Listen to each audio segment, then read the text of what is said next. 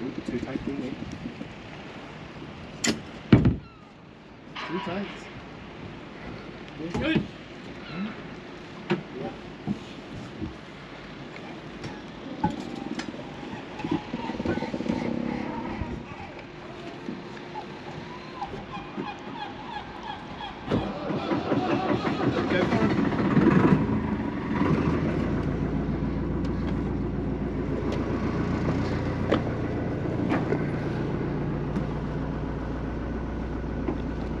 Nice and easy to grab.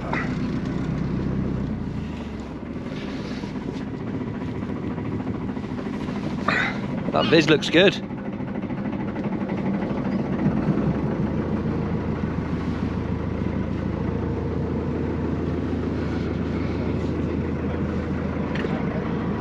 So out we go. It was a bit dreary this morning.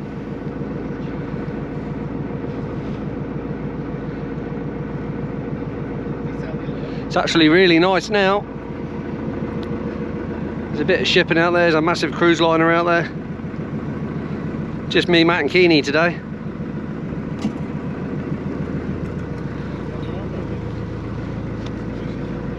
What? Yeah, we'll ask if we can dive on the wreck outside the Ooh, ammo wreck. Yeah, see what the sea life's there. You had some good sea life there, didn't you? It's really good. That's probably the most sea life I've ever seen. Yeah. Fish literally everywhere. Oh, that's something to look forward to. It's my 1000th dive today, or so my logbook tells me. Probably got more than. Oh yeah, I reckon I have done more. I wonder if I've done a few more than that. How many thousand? 40,000 dives. Whoa. 55 years. It's not bad. Not bad for old man. I've probably done more air diving than anybody else in Europe. Yeah, 55 years. I reckon you have. I've done it for so long.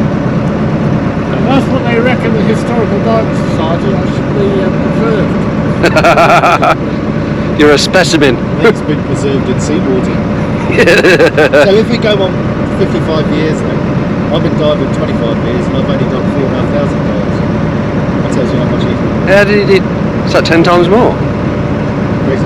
Yeah, that is crazy. And I think I do a lot of diving.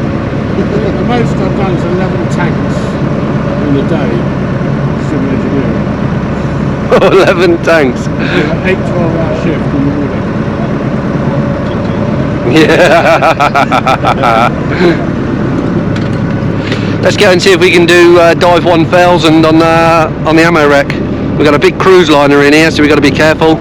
And that looks like the Trinity House ship, Patricia. Yeah, I think it is. That comes over, that works for Trinity House. It does all the sea markers and rock markers and lighthouses. Very old company. I think it's about 550 years old. I know it's old. Right, let's get our gear ready. Ambience. I think that might give us some ambience under the water with the sound of it, because I reckon that's going to be very noisy.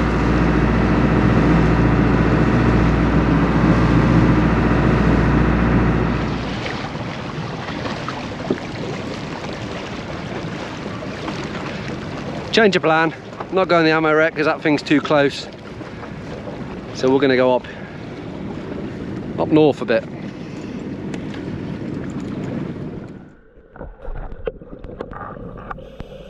Welcome back to Bailiwick of Guernsey Shipwrecks, and welcome back to my 1000th dive. So how do I know it's 1000 dives? Well, sort of guessing, because what we do as divers, we keep logbooks. A logbook sort of basically keeps track of all the dives you've done. Very similar to a logbook you keep for anything else, like flying and stuff. It does your flight hours with a plane, but with diving, it's how many minutes, hours, weeks, years you spent below the sea. These are my logbooks, and there's 13 in total. The red ones are the older ones, and the darker blue ones to the left are my newer ones. And we've started to find our first scallop, so there's quite a few around this part. We're just north of the harbour mouth. The tide at the moment is fairly slack, but what Rich has told us is to head north.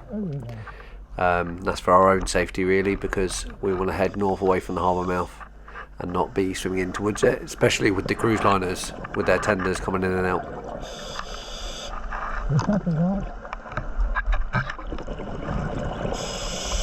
Oh, hey.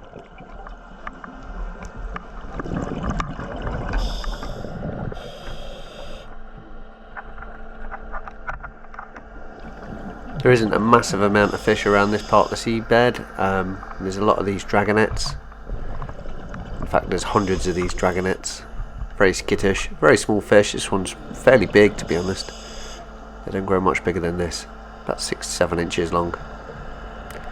I remember one of these actually cut me once. They have got spines on their back, so you've got to be careful.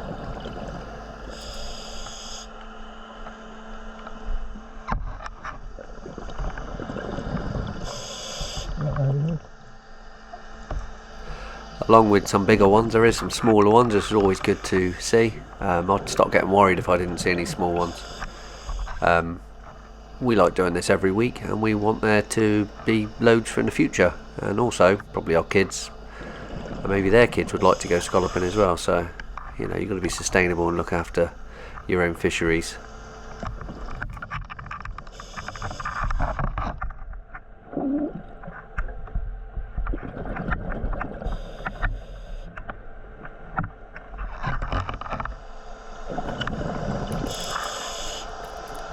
So what is the point in keeping all these logbooks?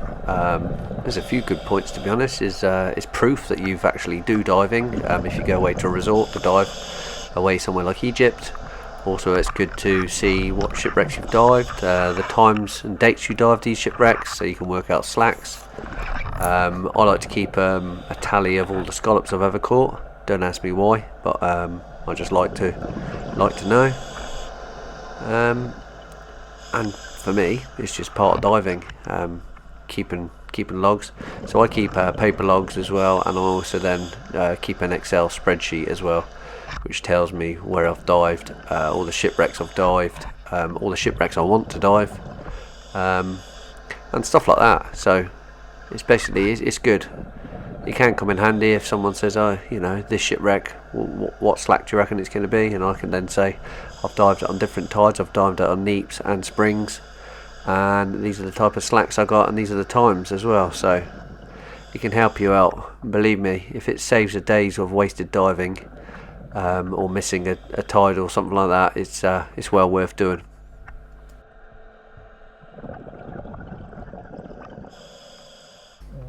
So back to the scalloping. This one's too small. You can see I'm using my hand as a gauge here, so I know my hand is basically 4 inches across, and I can't see it either side of my hand, so that one's too small. So we'll leave it there. This one definitely looks big enough though. Maybe not. Maybe that one's too small as well. It's a bit deceiving. Sometimes you've got to take them out the sand before you can see actually how big they are, because sometimes the shape of them looks bigger, and if you grab them in a hurry and you chuck them in your bag, sometimes that's how you manage to get some on the surface which are undersized. Sometimes it actually shocks you, the size of some of them you do actually grab are blatantly obvious once you get back to the surface.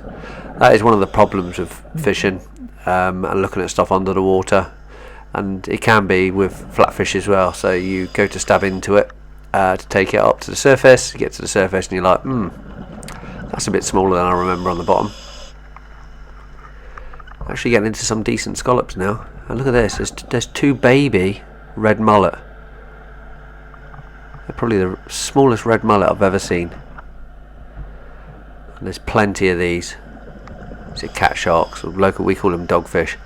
They just scavengers. They don't move. You can knock into them, they just don't swim away. Definitely not scared of you.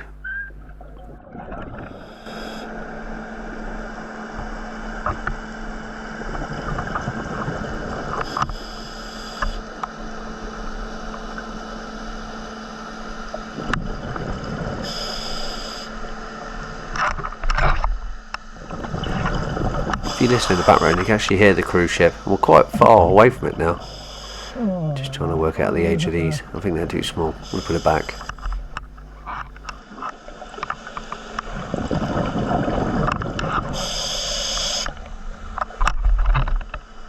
So the noise you can hear, I think, is the diesel generators on board. They've basically got to produce electricity, so the main engines are actually turned off. And that's the noise you can hear.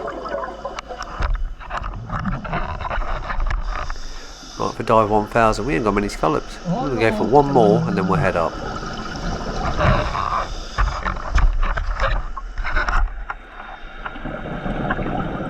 That didn't take long, I can see it already. Oh no.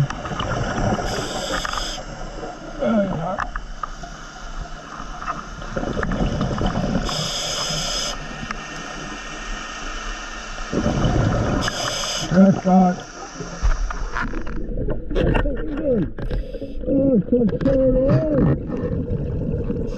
So we were only just chatting about this on the boat. Richard and Jeff reckons the scallops further north are a little bit more active than the ones down south. As you can see, that one almost swam out my bag. It has happened a few times. You take your eyes off the bag and next thing you know they're swimming away. You just see it going down into the deep. I just think to myself, fair play. He's done a runner for it and he's actually got away with it, so good on him.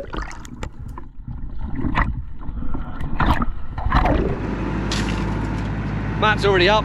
He's done a 95. I'm going to say a 45 there.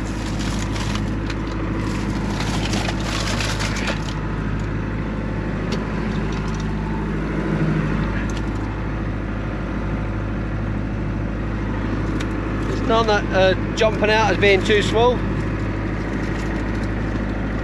Some are nice ones. Matt's are the same. Matt's got some lovely ones there. Got some beasts. Look at that one. Look how fat it is. Woo. Oh well, let's get all these gauged.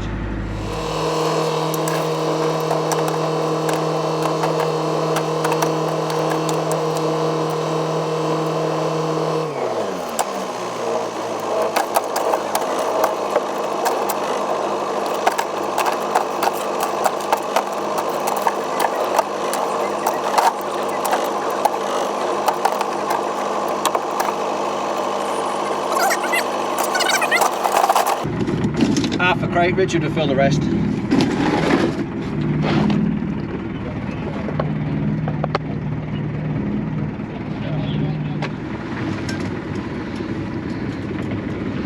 Jeff's birds here. Back in for once more, Richard. Yeah, I'll just go and have a little moving around. So you're going back in the same sort of space that me and Matt's just done, so is he a bit further south? Oh yeah, he is, because look, the cruise line is there, look. So I still reckon, I'm going to predict a 10 dozen. 95. This is the thing with Richard, he takes forever to get ready. That's all men with bad back. And that's it, he's ready.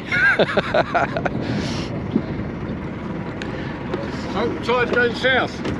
Yeah, let's hope the tide's turned. If I go anywhere dodgy,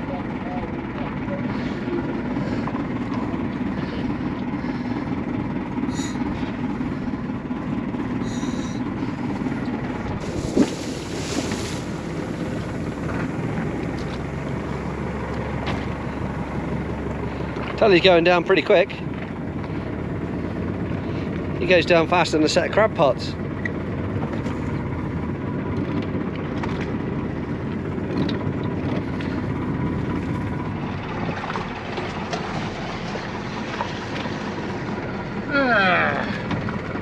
you would have enjoyed that.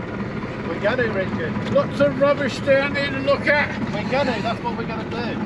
Look at the rubbish. Yeah. Well, we've missed the cement wreck, so. Is there any nice bottles down there? Lots of bottles. Unfortunately, none of them nice.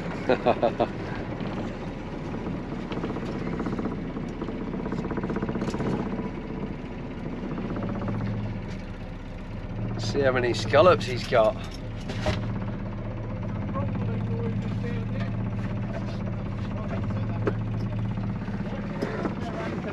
support around the bulbous mouth.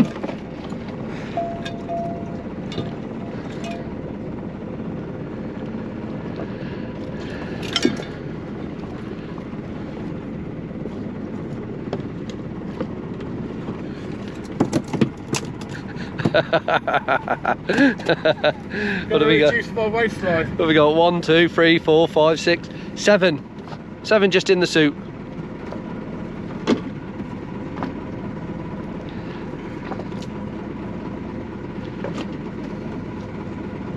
Looks like that winch is straining a little. Yes, Oliver. Oliver, be careful. Yeah, we're batting now 16.6. Yeah, it's a big bag. Oliver, be careful. Thank you for turning. I reckon 10 dozen. Thank you. Nothing less than 10 dozen. Right, mine and Matt's turn to get back in there. We're going to go in this area as well.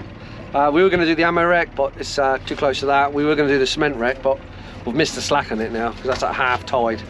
High tide at 7:30, it's now 10:30, so let's get back in the water and have another scallop.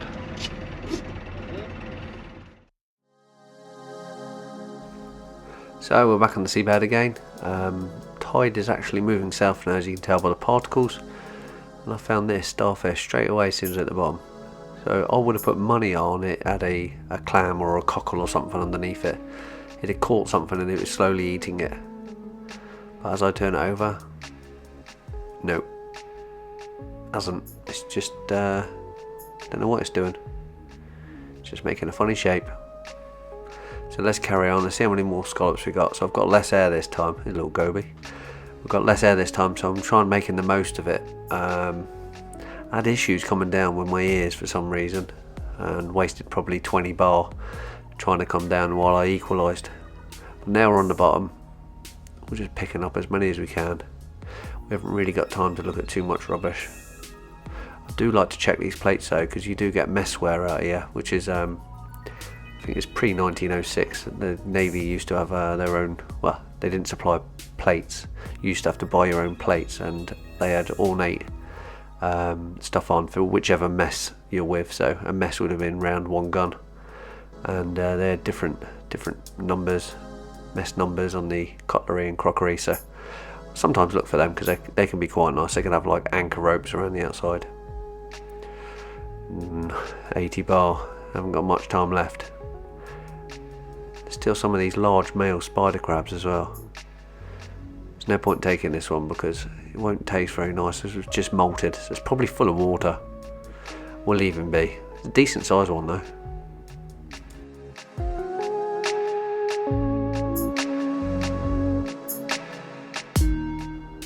So we drift down past the wreckage from the Beaufort. You always get these baby bib or pelt come down. They try attacking your bubbles. That's why they're swimming up above me. See if I can film them trying to eat some of my bubbles. No, not today. I haven't got time to mess around with them. Let's go and find some more scallops.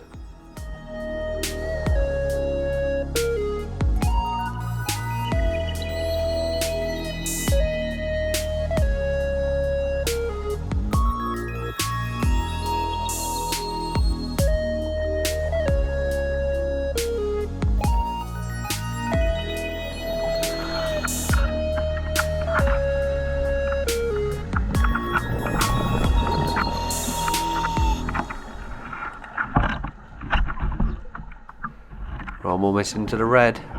Still got 10 minutes so I can stay down, but I think I better go up. We'll find one more, and here's the last one. We're done. Got to do my 3-minute safety stop. And 45 bar. I should really be on the surface at 50 bar, but I've only got 3 minutes to go, and I'm shallow, so I don't breathe that much air at this depth. Gonna look up towards the surface. That's what I imagine looking at heaven's like, you know, and then everyone says, oh, you're looking towards a big white light at the end of a corridor. That's what I imagine heaven looks like. Still loads of this white stringy stuff left. Normally by now this is all dropped out of the water. But because it's been so sunny lately, seems to be loads left.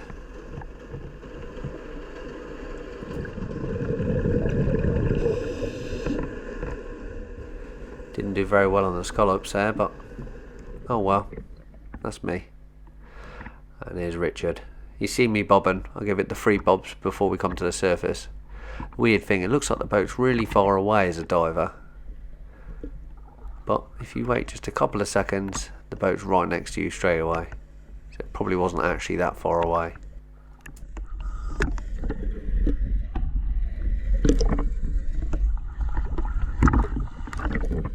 See what I mean?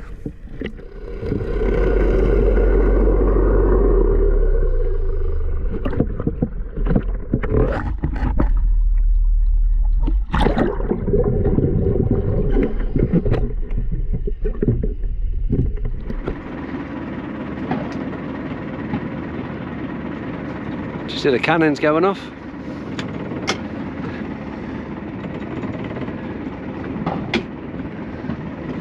Yes, all ahead.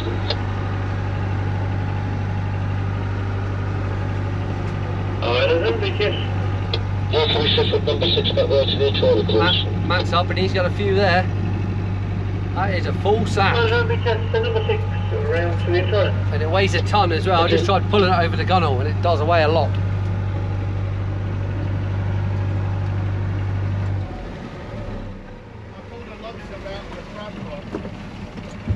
As I pulled him out, he just went, shot both of his claws at me, and he was really soft. Oh, just It's a molted. shame, if I'd have known, I wouldn't have gone for it. Hey, will we tell Sally? I mean, not tonight. I left it down there, so it's fine. Yeah, no claws on. It's alright, they'll grow back, Richard. Go with the stern.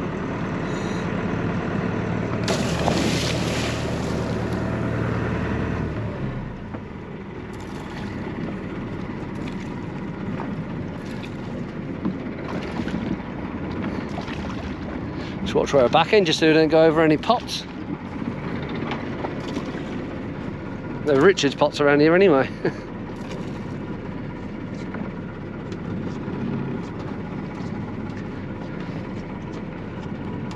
We deploy. Right, take her out of gear. Clean the lens. Did you get any, Matt? Another crate. We got 2 behind the wheelhouse, which are Richard's, and well, half of that's Richard's as well. Starting to run out of crates.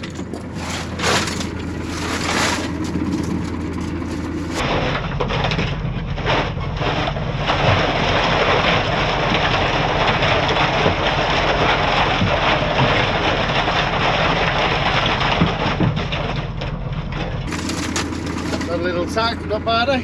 Not bad. For a part-timer. Not bad for a Saturday morning soaker.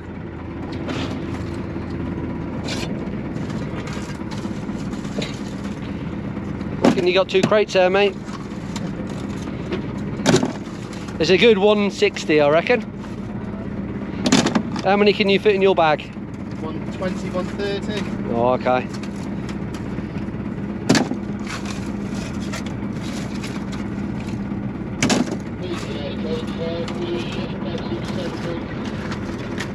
There's basically all along here, there's like slag piles. Do you get them in the slag piles? Oh, they're in the slag piles. Years ago, when the steamers used to come in and out, they used to obviously have clinker and slag in their boilers and they need to clean out before they got into harbour. Instead of waiting to get into harbour and put it into a hulk, but basically a barge that you chuck it all in, they should chuck it in the sea. Get shore leave faster if you quench the boilers and get ashore quicker. So that's what they used to do. Carrying all them buckets of slag up the ramp and chucking it where it should be.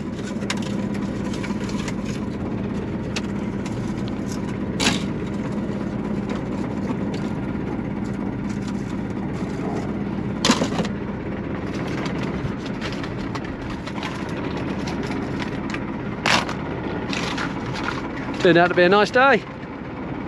Hey Steve.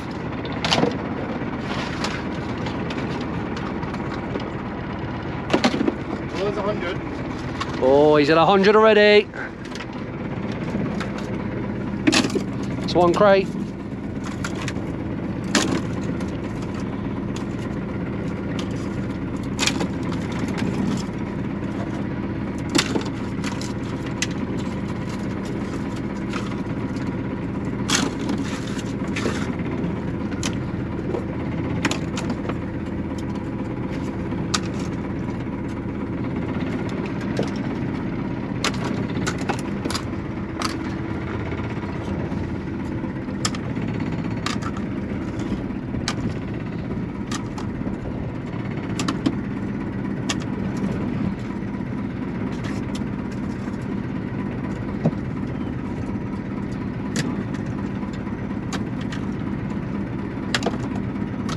Not many smalls in that.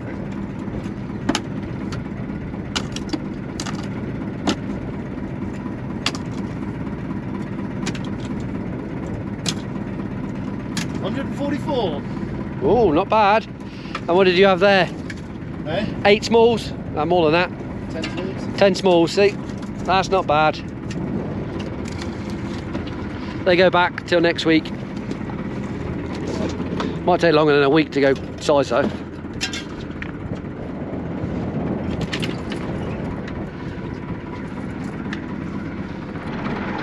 You got a little silveria there.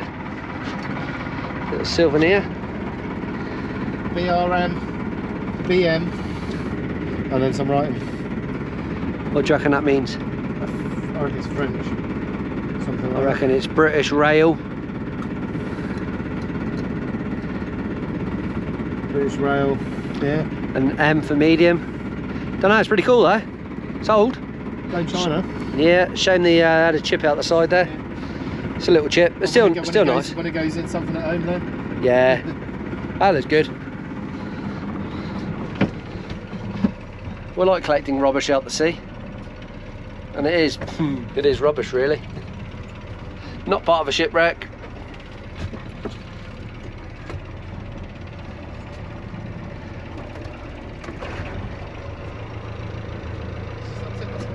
Yep. Different type of gull. That's a blackback gull, that one.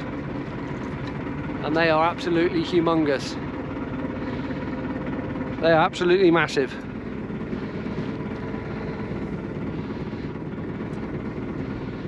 So that's sort of like 5.5 crates really. Not bad. We're not the only ones out here, there's other divers. These blokes are diving. There was a couple of divers down there earlier on. Blue dolphins are out somewhere. I don't think they're scalloping though.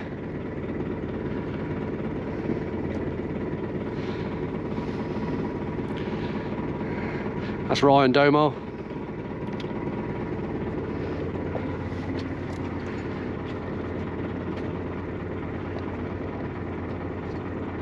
Just waiting for Keeney to come up and then we'll go back in.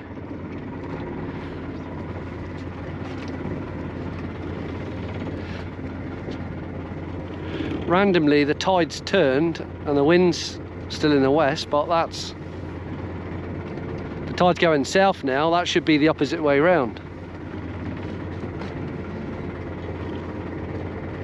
It's the wrong way round, eh? It is the wrong way around, but the anchor chain, we can see the anchor chain over the front there. Looks like it's wrapped around the bulbous bow on it. You can see the wind on the chimney. Wind's blowing westerly still. So that's basically broadside to the wind. Weird, unless they are on their way round to turn. And they're using the engines to do it. Richard's bobbing. I got a feeling he's bag stuck on something though, because there's a lot of tide coming out the back of that. Oh no, I'm gonna have to grab his stuff. More. More coming out the suit. Another eight up the suit. And then another, what did you have on the first one? 159. 159.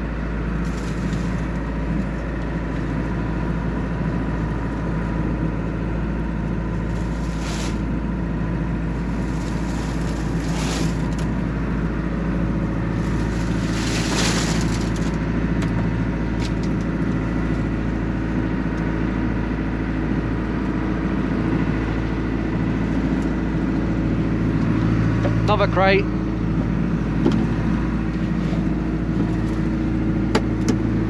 That's it, no more diving for today because we've run out of crates.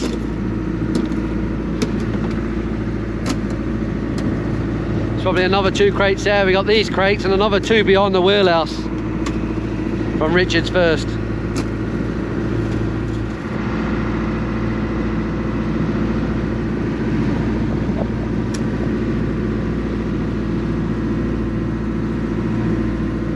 Has he beaten Matt? Have you beaten Matt? 158. That's 159 and 158. 158. You got to be having a good day to beat Richard.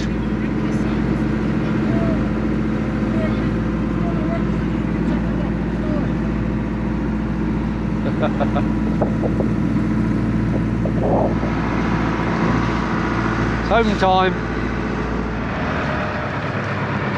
Shipwrecked on this day. Shipwrecked on this day, you're right. So we always get this in Guernsey's harbour. It's dredged up through here. This side's deep. It's a causeway, a little channel that takes you into there. When you go to past these little marker buoys, which is red for oh, see that? Yeah, when you go to the left of there, it shallows up big time, and our fueling berth is there. Obviously they can't dredge right up to the wall because you're undermine the wall, so people always get caught out, and this is what we get here.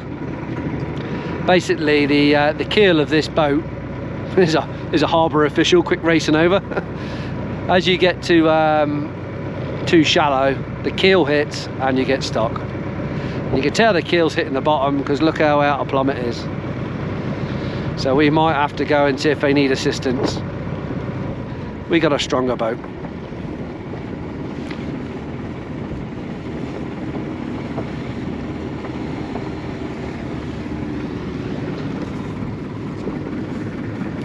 Get a rope on her. Oh, the salvage hat's on. As soon as the salvage gets done. Hey? Need a rope, extra pull.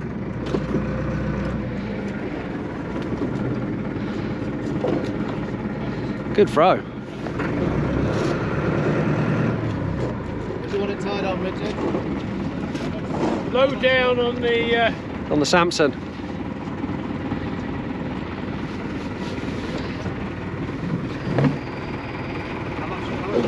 just tie on the bow. Yeah. Taking the strain.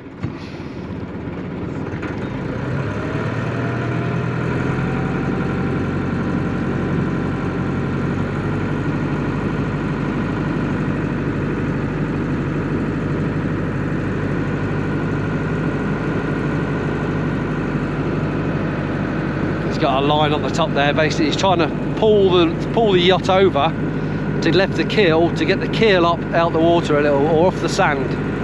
So, and they're giving it a burn, we're giving it a burn, the rib is giving it a bit of beans. Well, that's the trick here. Are we moving? Not at the moment.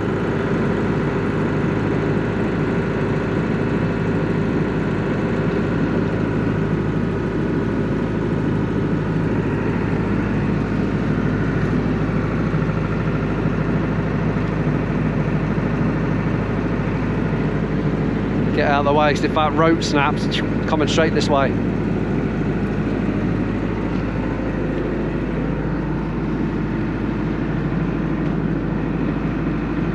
Come on, let go. Keep it going, keep it going, keep it going.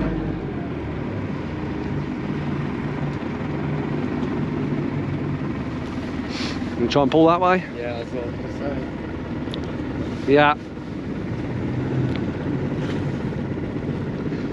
If you can go out that way.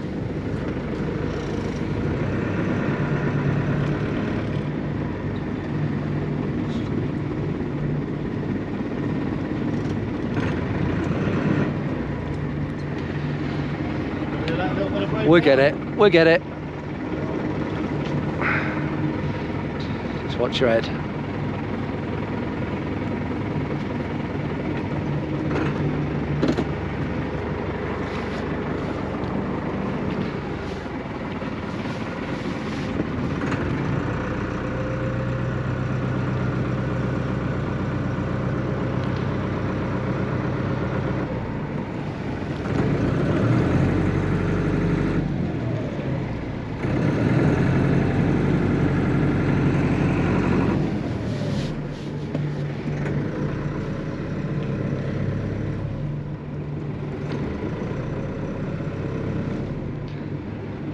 Watch your head.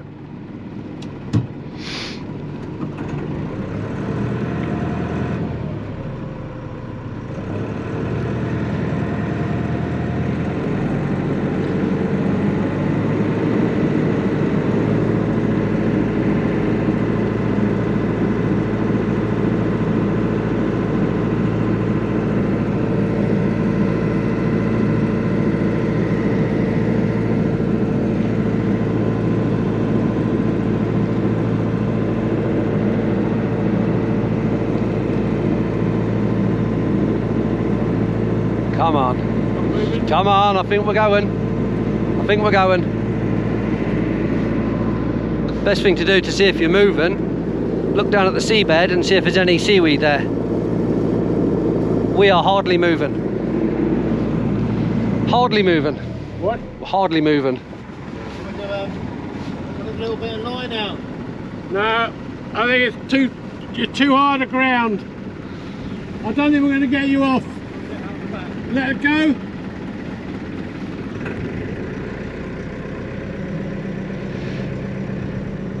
So they're going to have to sit the tide there now. And it's a big one as well.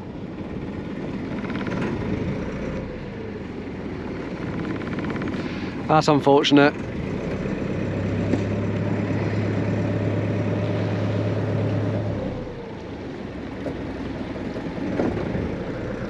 That's unfortunate.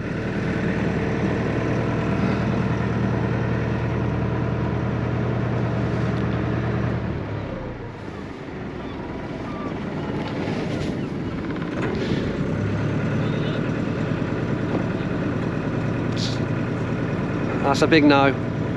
Have to sit the tide there now. That's nearly better,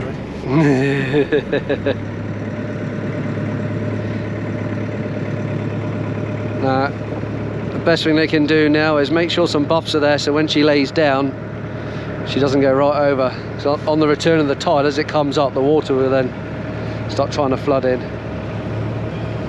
They're trying to pull the back around, but I think they're stuck. But fair play to him for carrying on. If Richard says it's stuck, it's stuck.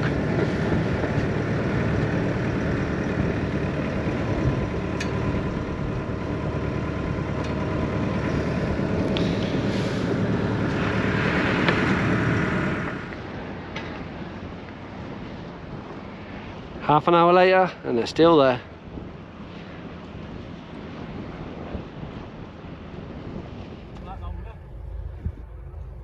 It's now 2 o'clock. Yeah, the bloke above over on the top there, by the fuel bit there, he's on his phone to his missus From Southampton. from Southampton. Ooh.